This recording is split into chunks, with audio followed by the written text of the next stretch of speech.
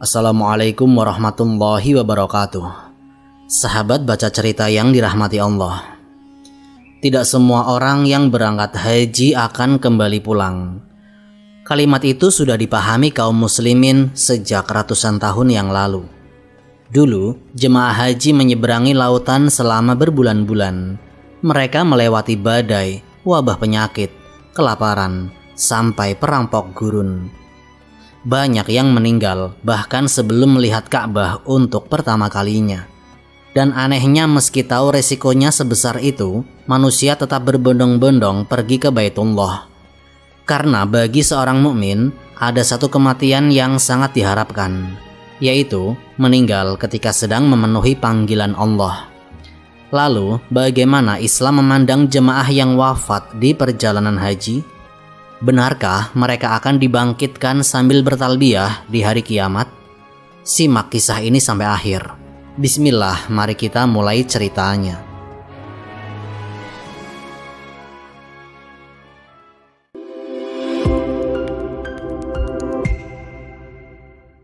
Pahala yang tidak terputus meski ajal datang di perjalanan.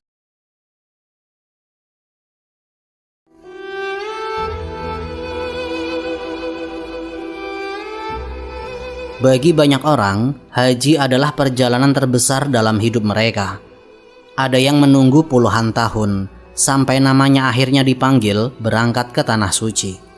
Ada yang sejak muda menyisihkan sedikit demi sedikit hasil kerja mereka. Bahkan, tidak sedikit orang tua yang sudah menyiapkan kain ihram jauh sebelum keberangkatan tiba.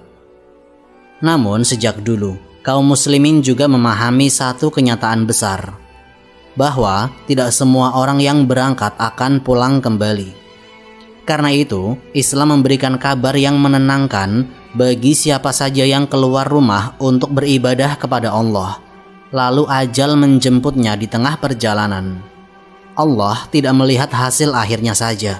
Allah melihat niat, langkah, dan pengorbanan hambanya. Dalam Quran Surat An-Nisa ayat 100, Allah Subhanahu wa Ta'ala berfirman, "Barang siapa keluar dari rumahnya dengan maksud berhijrah kepada Allah dan Rasul-Nya, kemudian kematian menimpanya sebelum sampai, maka sungguh pahalanya telah ditetapkan di sisi Allah." Ayat ini menjadi penghibur besar bagi umat Islam sepanjang sejarah. Sebab sejak masa dahulu, perjalanan menuju Mekah bukan perjalanan yang ringan. Banyak orang meninggal sebelum sempat melihat Ka'bah. Ada yang wafat di atas kapal laut. Ada yang jatuh sakit di tengah gurun. Ada pula yang meninggal beberapa hari sebelum memasuki kota suci. Tetapi dalam pandangan Islam, mereka tidak dianggap gagal. Selama niatnya benar dan ia benar-benar keluar untuk memenuhi panggilan Allah, maka pahala perjalanannya tetap dicatat dengan sempurna. Rasulullah Shallallahu Alaihi Wasallam juga pernah menghadapi kejadian seperti ini. Dalam hadis riwayat Al-Bukhari dan Muslim, diceritakan ada seorang laki-laki yang sedang berihram, kemudian terjatuh dari tunggangannya hingga meninggal dunia. Rasulullah Shallallahu Alaihi Wasallam memerintahkan agar ia dimandikan dan dikafani dengan kain ihram. Lalu Rasulullah bersabda bahwa orang itu akan dibangkitkan pada hari kiamat dalam keadaan bertalbiyah. Hadis ini menunjukkan kemuliaan besar bagi orang yang meninggal saat sedang menjalankan ibadah. Bahkan setelah wafat, keadaan ibadahnya masih disebut oleh Rasulullah sampai hari kebangkitan nanti. Karena itu, ketika ada jemaah yang meninggal dalam perjalanan haji atau umroh, kaum muslimin tidak hanya melihat musibahnya. Mereka juga melihat kemuliaan yang Allah berikan kepada hamba tersebut. Ia wafat bukan saat mengejar dunia, tapi saat sedang memenuhi panggilan Rabb-Nya. Di banyak negeri muslim, kisah seperti ini terus dikenang turun-temurun. Ada ayah yang meninggal di kapal sebelum sampai ke Jeddah. Ada ibu yang wafat beberapa hari sebelum wukuf di Arafah. Nama mereka mungkin tidak dikenal luas, tetapi keluarga mereka selalu mengingat satu hal penting, bahwa mereka menghembuskan nafas terakhir ketika sedang berjalan menuju rumah Allah. Jalur haji yang pernah dipenuhi lapar, wabah, dan kematian. Hari ini, Perjalanan menuju Mekah bisa ditempuh dalam hitungan jam. Pesawat membawa jemaah haji berbagai negara dengan pendingin udara dan fasilitas yang jauh lebih aman dibandingkan masa lalu. Tetapi keadaan itu sangat berbeda dengan perjalanan haji ratusan tahun silam. Dahulu, keberangkatan haji sering terasa seperti perjalanan tanpa kepastian kembali pulang. Jemaah dari Nusantara harus berbulan-bulan berada di atas kapal laut.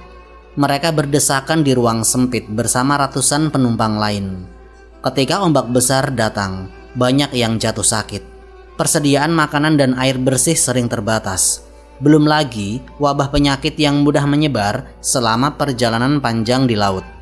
Sebagian jemaah bahkan meninggal sebelum kapal mereka mendekati pelabuhan Jeddah. Sementara itu, jemaah dari wilayah Afrika dan Syam harus melewati gurun yang sangat panjang bersama kafilah unta. Siang hari terasa membakar kulit. Malam hari udara berubah sangat dingin. Mereka membawa bekal seadanya sambil terus menjaga rombongan agar tidak terpisah di tengah padang pasir. Di beberapa jalur, ancaman bukan hanya rasa haus dan kelelahan. Perampok gurun sering mengintai rombongan jemaah haji. Sejarah mencatat adanya kafilah yang dirampas hartanya.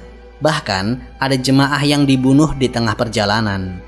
Karena itu, dahulu orang-orang yang berangkat haji biasanya sudah meminta maaf kepada keluarga dan kerabat sebelum berangkat. Bukan sekedar tradisi, mereka sadar bahwa perjalanan itu bisa menjadi pertemuan terakhir. Bahkan dalam sejarah Islam, jalur haji pernah dihantam wabah besar yang menewaskan ribuan jemaah sekaligus. Pada abad-abad lalu, penyakit seperti kolera menyebar dengan sangat cepat di perkemahan haji. Kondisi sanitasi yang buruk membuat banyak orang meninggal dalam waktu singkat. Ada yang wafat di tengah kapal, ada yang dikuburkan di pinggir jalur kafilah, dan ada pula yang meninggal sesaat sebelum memasuki kota Mekah. Karena jumlah korban yang sangat banyak, tidak semua makam dikenali namanya. Tetapi keadaan berat seperti itu tidak membuat kaum muslimin berhenti berangkat haji. Setiap tahun, rombongan baru tetap datang dari berbagai penjuru dunia. Ada yang menjual harta demi ongkos perjalanan. Ada yang menabung seumur hidup hanya untuk bisa melihat Ka'bah sekali saja sebelum meninggal. Semangat itu lahir karena mereka memahami bahwa haji bukan sekedar perjalanan fisik. Ini adalah panggilan ibadah yang sudah dijalani umat Islam sejak zaman dahulu. Para ulama juga menjelaskan bahwa besarnya kesulitan dalam ibadah akan dibahas dengan pahala yang besar selama seseorang bersabar dan ikhlas. Karena itu, para jemaah dahulu tetap bertahan melewati laut, gurun, kelaparan, dan penyakit. Meskipun mereka tahu maut bisa datang kapan saja di tengah perjalanan. Dan memang banyak yang akhirnya tidak kembali ke kampung halaman mereka. Namun bagi kaum muslimin, wafat di perjalanan menuju Baitullah bukan sekedar kisah kehilangan. Itu adalah tanda bahwa seseorang meninggal ketika sedang berada di jalan ketaatan kepada Allah. Ketika perjalanan modern tetap menyimpan resiko kematian. Masuknya teknologi modern mengubah wajah perjalanan haji secara besar-besaran. Kapal kayu dan kafilah unta perlahan digantikan oleh pesawat terbang, bus berpendingin udara, hotel, serta jalur transportasi yang jauh lebih cepat.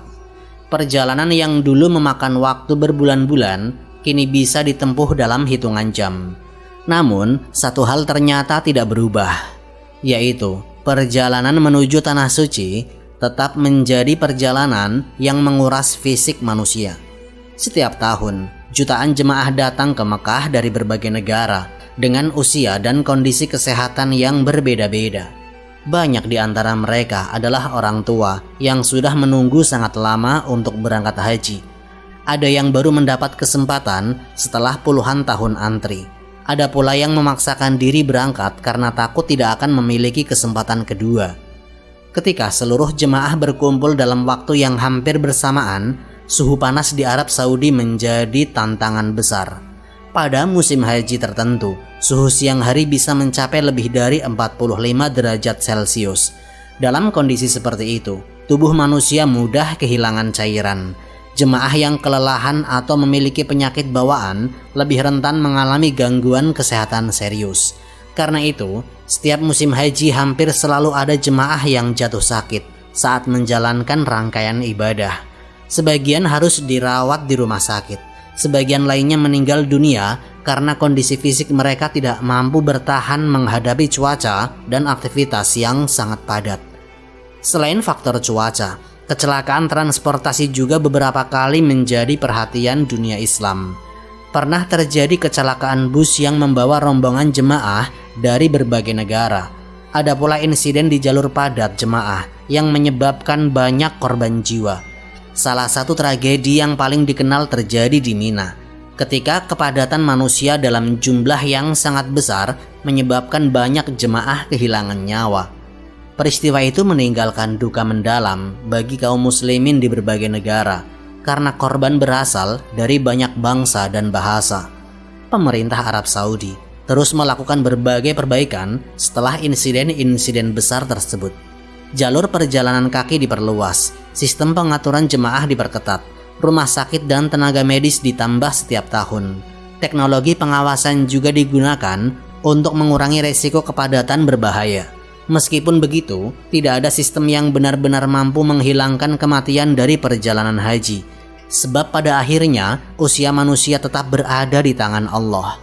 Karena itu, kabar wafatnya jemaah haji masih terus terdengar hampir setiap musim ibadah tiba. Ada yang meninggal setelah menyelesaikan tawaf, ada yang wafat ketika sedang istirahat di tanah Mina. Ada pula yang menghembuskan nafas terakhirnya setelah menyelesaikan wukuf di Arafah. Bagi keluarga yang ditinggalkan, kehilangan itu tentu terasa berat. Tapi banyak dari mereka berusaha bersabar karena orang yang mereka cintai meninggal ketika sedang menjalankan salah satu ibadah terbesar dalam Islam. Di Tanah Suci, pemandangan jemaah lanjut usia yang tetap berusaha berjalan perlahan menuju Masjidil Haram sering membuat banyak orang tersentuh. Tubuh mereka mungkin sudah lemah, nafas mereka sudah terasa tidak kuat lagi. Namun keinginan untuk menyempurnakan ibadah membuat mereka terus mengalah. Dan sebagian dari mereka memang mengakhiri hidup di perjalanan suci itu. Harapan husnul khotimah bagi mereka yang wafat di Tanah Suci. Ketika seorang jemaah meninggal saat menjalankan haji atau umroh, suasana di sekitarnya biasanya berubah sangat hening. Talbiyah yang sejak tadi terdengar ramai mendadak terasa berat di telinga orang-orang yang menyaksikannya. Tidak sedikit jemaah lain yang langsung teringat bahwa perjalanan ini memang bukan sekedar perjalanan biasa. Di tempat itu, manusia datang membawa harapan besar, tetapi juga menyadari bahwa ajal bisa datang kapan saja. Meski kematian tetap menjadi musibah, Islam mengajarkan agar kaum muslimin memiliki harapan baik kepada Allah bagi orang-orang yang wafat dalam keadaan sedang taat kepadanya. Karena itu, para ulama sering menyebut bahwa meninggal ketika sedang menjalankan ibadah merupakan tanda kebaikan yang patut diharapkan. Apalagi seseorang wafat dalam keadaan meninggalkan rumah demi memenuhi panggilan Allah menuju Baitullah. Rasulullah Shallallahu Alaihi Wasallam pernah bersabda tentang seseorang laki-laki yang meninggal dalam keadaan ihram. Nabi mengatakan bahwa orang tersebut akan dibangkitkan pada hari kiamat sambil bertalbiyah. Hadis ini menjadi penghibur besar bagi kaum muslimin karena menunjukkan bahwa keadaan ibadah seorang hamba tetap memiliki kemuliaan di sisi Allah bahkan setelah ia meninggal dunia. Sebab itu, ketika ada jemaah wafat di Mekah atau Madinah, kaum muslimin biasanya tidak hanya menangisi kepergiannya, mereka juga mendoakan agar orang tersebut mendapatkan husnul khotimah dan rahmat Allah yang luas. Di Masjidil Haram dan Masjid Nabawi, petugas sering membawa jenazah jemaah menuju tempat sholat jenazah setelah salah satu waktu sholat fardu. Ribuan orang yang bahkan tidak saling mengenal ikut menyolatkan jenazah tersebut. Setelah itu, sebagian dimakamkan di pemakaman Ma'la di Mekah atau Baqi di Madinah, tempat yang sejak dahulu dikenal dalam sejarah Islam. Banyak jemaah yang sebenarnya pernah memiliki keinginan sederhana sebelum berangkat, yaitu jika meninggal, mereka berharap meninggal dalam keadaan baik dan dekat dengan ibadah. Karena itu, ketika ada seorang yang wafat setelah tawaf, setelah umroh, atau setelah menyelesaikan wukuf, keluarga mereka biasanya berusaha menerima takdir tersebut dengan kesabaran. Bukan karena mereka tidak sedih, tapi karena mereka percaya bahwa Allah memanggilnya dalam keadaan yang Allah kehendaki. Di berbagai negara muslim, kabar tentang jemaah yang wafat di Tanah Suci hampir selalu disambut dengan doa dari masyarakat sekitar. Tetangga berdatangan ke rumah keluarga yang ditinggalkan. Nama almarhum disebutkan dalam doa-doa. Banyak yang berkata bahwa ia meninggal di tempat yang mulia dalam ibadah yang mulia. Semua itu menunjukkan bagaimana kaum muslimin sejak dulu memandang perjalanan haji sebagai perjalanan menuju Allah. Dan ketika ada yang meninggal di tengah perjalanan itu, mereka berharap akhir hidup tersebut menjadi penutup yang baik di sisinya. Perjalanan yang tidak pernah sepi dari orang-orang yang dipanggil Allah. Sejak zaman dulu sampai hari ini, perjalanan menuju Baitullah tidak pernah berhenti. Setiap tahun, jutaan manusia datang dengan bahasa, warna kulit, dan latar belakang kehidupan yang berbeda. Ada yang berangkat dalam keadaan sehat dan pulang kembali ke keluarganya. Ada pula yang justru mengakhiri hidupnya di tanah yang selama ini hanya mereka lihat lewat doa dan kerinduan. Semua itu menjadi pengingat bahwa haji bukan sekedar perjalanan wisata atau perjalanan biasa.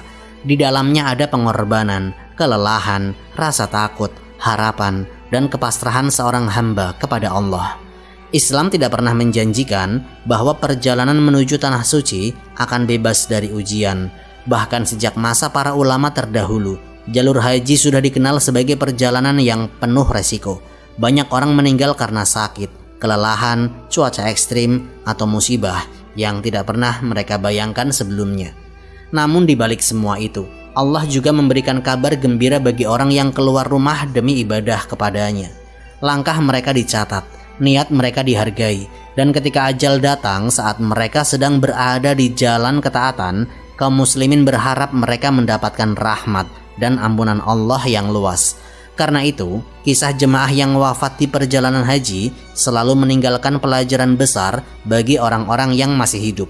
Manusia sering membuat rencana panjang tentang masa depan, tetapi tidak pernah tahu di mana nafas terakhirnya akan berhenti.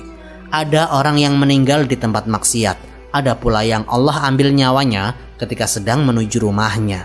Itulah sebabnya banyak ulama mengingatkan agar seorang muslim tidak menunda ketaatan ketika sudah memiliki kemampuan, sebab kesempatan dan umur manusia tidak pernah benar-benar pasti.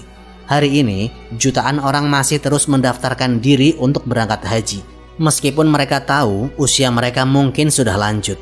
Sebagian berjalan dengan tongkat, sebagian harus didorong kursi roda, tetapi keinginan untuk memenuhi panggilan Allah membuat mereka tetap datang.